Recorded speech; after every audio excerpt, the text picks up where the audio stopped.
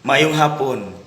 Ang atong ebanghelyo gikan sa ebanghelyo sumala ni San Juan chapter 3 verses 22 to 30. Sa wala pa mailado si Jesus, si John the Baptist sikat na. Sigig pangutana ang mga tao, ikaw ba ang Mesiyas?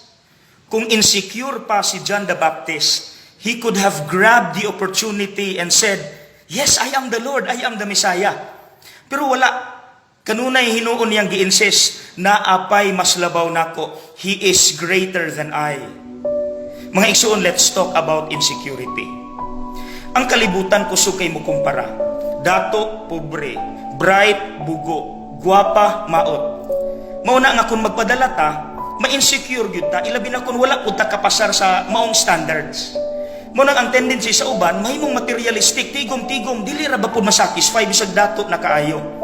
Sa pikas extreme pod, ang uban mag self-pity, mo nang kusog kay mo kumpara, may pasalaingon ani, may pasalaingon ani. No. Dili ka mulambuan na, dili ka ganahan maning kamot. You know your worth. Sus kung kaila pa lang ka kung kinsa ka. Sama unta ni Juan, kanabang I am who I am and I am happy with who I am and what I am. Mo nang mga igsuon, this is the challenge. Gikan ra pud ni sa usa ka Jesuit nga pare.